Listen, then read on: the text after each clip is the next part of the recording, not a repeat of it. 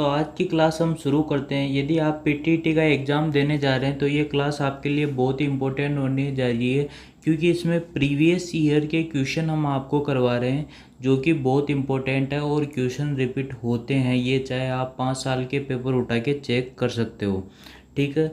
तो आपने देखा होगा अपन कुछ सीरीज बना रहे हैं, तो ये अगली सीरीज़ है। पिछले वाले क्वेश्चन ज़रूर देख लीजिए, अगर आपने नहीं देखे तो 2 क्लासेज जो वो इसी सीरीज में हो चुकी है।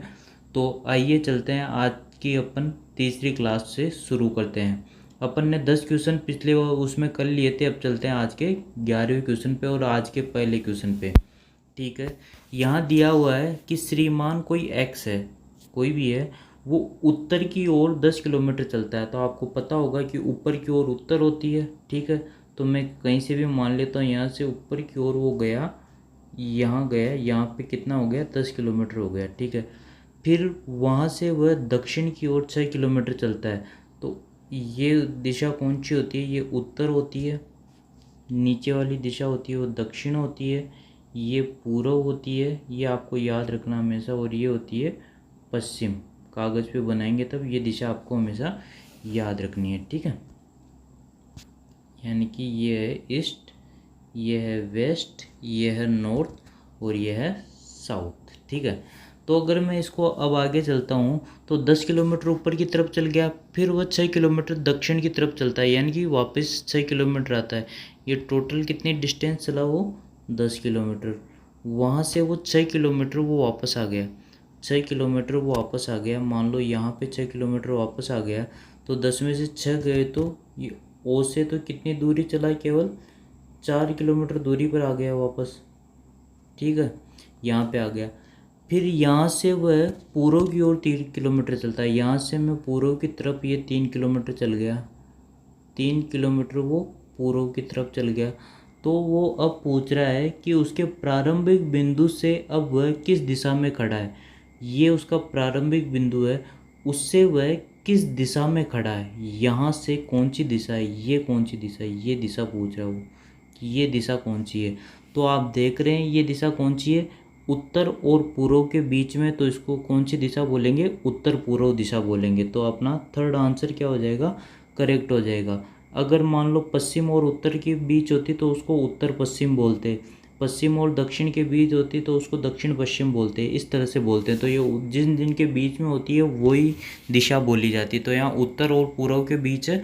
किलोमीटर अपन को देख लो केवल फंसाने के लिए दे दिया कि अपना पूरा ध्यान किलोमीटर पे गया, लेकिन यहाँ इसने कौन क्या पूछ लिया? दिशा पूछ ली। तो दिशा अपन यहाँ पे वो थर्ड आंसर अपना करेक्ट हो जाएगा। स्क्रीनशॉट ले लीजिए, फिर हम आगे चलते हैं।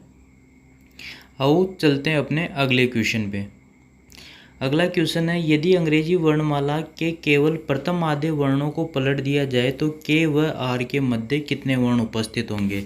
अगर जैसा कि मैंने आपको पिछली क्लास में बताया था कि जो इनके मध्य वर्ण होते हैं, आगे से 13वां है, आगे से 13वां है एम, वो है इसका मध्य वर्ण, और पीछे से एन, एम और एन इनके क्या है? मध्य वर्ण है, ठीक है। तो आगे से प्रथम आधे वर्णों को पलट दिया जाए, तो प्रथम आधे वर्ण कहाँ तक होते हैं? एम तक। यदि इनको पलट दिया जाए तो के व आर के मध्य सम, अगर यानी इनको पलट देने का मतलब क्या है कि मैं एम को 1 बोलूँ, एल को 2, के को 3, ऐसे बोलूँ, नंबरिंग उल्टी करूँ, ठीक है। तो अगर मैं नंबरिंग उल्टी करूँगी तो के और आर के मध्य, यानी कि कुछ इस तरह से हो जाएगा। ये ऐसे मैं आपको समझाता हूँ एक बार। एम, एल, के, जे, आई, एच, जी, एफ, ई, डी, सी, बी, ए, इस तरह से नंबरिंग हो जाएगी। और फिर यहाँ से शुरू हो जाएगा वापस N, O, P, Q, R. तो अब मेरे को देखना है कि के ओ आर के मध्य, के और आर के बीच कितने नंबर है। तो यहाँ से आप गिन सकते हो कितने नंबर बचे के और आर के बीच? 1, 2, 3, 4, 5, 6, 7, 8, 9, 10, 11, 12, 13, 14। तो इन दोनों के बीच कितने नंबर आएंगे? 14। तो अपना थर्ड आंसर क्या है? करेक्ट है। इन दोनों के बीच कितने नंबर आ जाएंगे? 14। इसलिए मैंने आपको पिछले उसमें बताया था कि किस तरह से आप इन ABCD वाले क्वेश्चन को सोल्व कर सकते हैं, क्या क्या आपको पेपर में जाने से पहले किस तरह से क्या क्या चीज़ें उसको कॉपी के पीछे लिख देनी है, क्योंकि इस प्रकार के क्वेश्चन आते ही हैं। तो सारे वीडियो आपको देखने ज़रूरी है, क्योंकि हर वीडियो में हर बात बार बार रिपीट नहीं की जा सकती। अब चलिए हम अपने अगले क्वेश्चन पे चलते हैं। अगला क्वेश्चन है, एक निश्चित कूट भाषा में GRASP का कूट ये है तो क्रेन का कूट क्या होगा। तो यहाँ पे अगर अपन देखें, ठीक है, अपन लिखते हैं एक बार GRASP। तो मैं यहाँ देखूँ, जी का बन रहा है B, आर का बन रहा है M, एक का बन रहा है V, एस का बन रहा है N और P का बन रहा है K। अगर मैं यहाँ थोड़ा सा दिमाग लगाऊँ, ये तो बहुत इजी क्वेश्चन है। अगर मैं G में से 5 अक्षर पीछे चलूँ तो B मिल रहा है मुझे, R से 5 अक्षर पीछे चलूँ तो मुझे M मिल रहा है, A से 5 अक्षर पीछे चलूँ तो मुझे V मिल रहा है। इसी तरह इनमें भी 5 अक्षर पीछे चलूँ तो मुझे वो वर्ड मिल रहा है। तो सिंपल है। तो इसी तरह मैं किसका निकाल लूँगा, CRANE का मैं निकाल लूँगा। C का 5 अक्षर अगर मैं पीछे चलूँगा तो मुझे क्या मिलेगा, X। तो यहाँ अक्ष से आगे वाले निकालने की ज़रूरत ही नहीं है, क्योंकि अक्ष से क्या है, एक ही। तो क्वेश्चन शुरू करते हैं। 21 लड़कों की एक पंक्ति है, ठीक है, एक एक लाइन पढ़ के अपन एक बार पूरा क्वेश्चन पढ़ना, फिर आपको एक एक लाइन पढ़ के सोल्व करना है। ये 21 लड़कों की मैंने एक पंक्ति बना दी, ठीक है।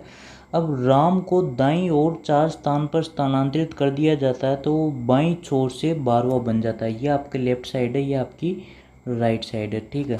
अब वो कौन सा बन गया, 12वां स्थान बन गया। कब, जब वह 4 स्थान दाईं ओर स्थानांतरित कर दिया गया, 1 2 3 और ये 4 हो गए। यानी कि वो पहले कौन से स्थान पे था, 8वें स्थान पे था। ये 4 स्थान में स्थानांतरित कर दिया, 1 2 3 और ये चौथे, तब वो कौन से पे आ गया, 12वें पे आ गया।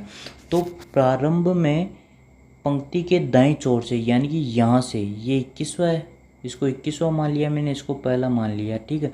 तो यहाँ से यहाँ तक कितने होंगे, ये स्थान यहाँ से कौन से नंबर पे, तो सिंपल सा है, 21 माइनस अभी कौन से पे, 12वें पे।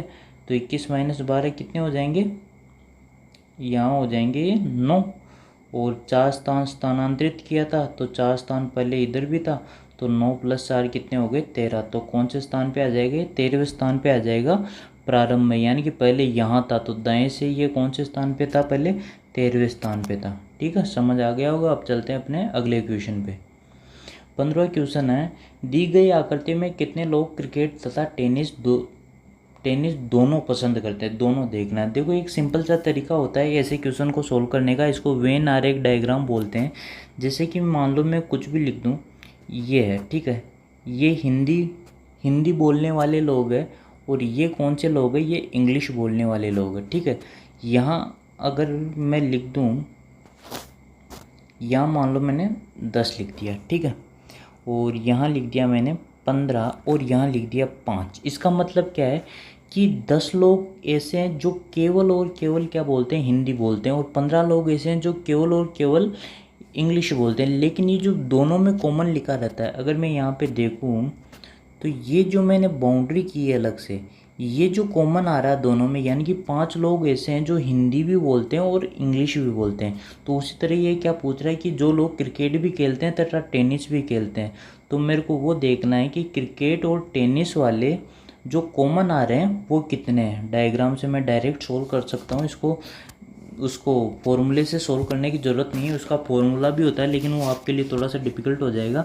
तो मैं अगर देखूँ तो क्रिकेट कौन खेलता है, जो ये त्रिभुज में है, ठीक है, और टेनिस कौन खेलता है, जो ये सर्कल से वृत्त बना हुआ है।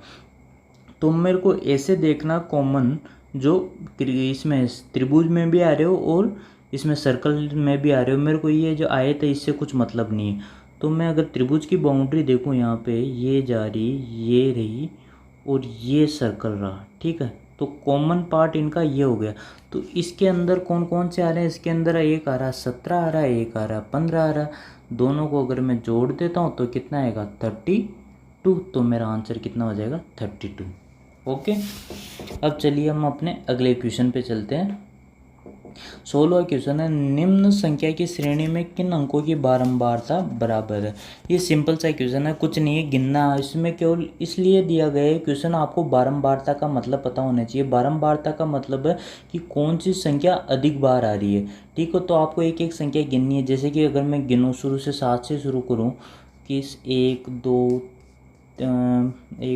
3 4 5, तो 7 कितनी बार आ रहा है, 5 बार आ रहा है। ऐसे मेरे को एक एक संख्या गिन के लिखनी है। 8 कितनी बार आ रहा है, एक 8 आ रहा है, फिर 2, फिर अगले चलते हैं, 8 कितनी बार आ रहा है, 8 केवल 2 बार आ रहा है। इस तरह बार सारी संख्याएं गिननी है। ठीक है, 9 कितनी बार आ रहा है, 1 2 3 4, 9 आ रहा है, यहाँ 4 बार आ रहा है। ठीक है, फिर 6 गिनता हूँ मैं, 1 और 2, 6 कितनी बार आ रहा है, 2 बार आ रहा है, तो यहाँ 8 के साथ ही लिख दो। 6 भी कितनी बार आ रहा है, 2 बार आ रहा है। ठीक है, फिर मैं 5 गिनता हूँ, 1 2, 5 भी कितनी बार आ रहा है, 2 बार ही आ रहा है, तो यहाँ 5 भी लिख दो कि 5 भी 2 बार ही आ रहा है। ठीक है, अब एक बार मैं इसको मिटा के गिन लेता हूँ वापस।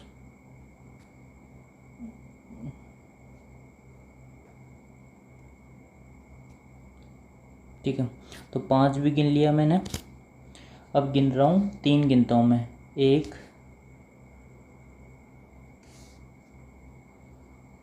3 शायद तक एक बार ही आ रहा है। ऐसे आप काउंटिंग कर लेना, अगर देखने में थोड़ी सी दिक्कत हो जाए तो। 3 कितनी बार आ रहा है, 3 आ रहा है, एक बार आ रहा है। ठीक है, उसके बाद 4 गिनते हैं, 1 2 3, 4 आ रहा है, 3 बार आ रहा है, 4 आ रहा है 3 बार। उसके बाद गिनते हैं अपन 2, 1 2 3, 2 आ रहा है 3 बार। 2 कितनी बार आ रहा है, 3 बार आ रहा है। अपन ने गिन लिए, 2 गिन लिया, 3 गिन लिया, 4 गिन लिया, 5 6 7 8 9 गिन लिए सारे। तो सबसे ज़्यादा बार क्या आ रहा है, 5 6 8 क्या है, तो ये जो 3 संख्याएं हैं वो 2 बार आ रही है। ठीक है, तो ये बारंबार आ रहा है, तो यहाँ करेक्ट आंसर क्या हो जाएगा, 5 6 और 8।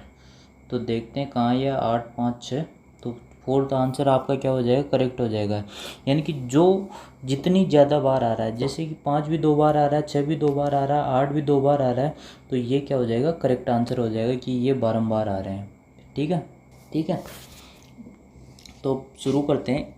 ABCDEFG एक थिएटर में बैठे हुए हैं। ठीक है, सभी का मुंह पूर्व दिशा की ओर है, पूर्व दिशा की ओर है, यानी कि सबका मुंह किधर है, इस तरफ है, इस तरफ मुंह है। इसने कंपल्सरी कर दिया, इस तरफ का मुंह सबका, ये है सबका मुंह। ठीक है, यहाँ पे शायद तक आएगा नहीं, मैं उधर बना देता हूँ इसको, ये अपन मिटा देते हैं और इसको थोड़ा सा उधर बना देते हैं। मैंने वो सारे क्वेश्चन यहीं पे लिख दिए, इसके जो नीचे वाले थे 17 18 19, ताकि यहीं पे समझ में आ जाए। इसको मिटा देता हूँ, अब मैं यहाँ पे बनाता हूँ। ये थिएटर है एक, और सबका मुंह ये थिएटर की तरफ हो गया, ABCDEF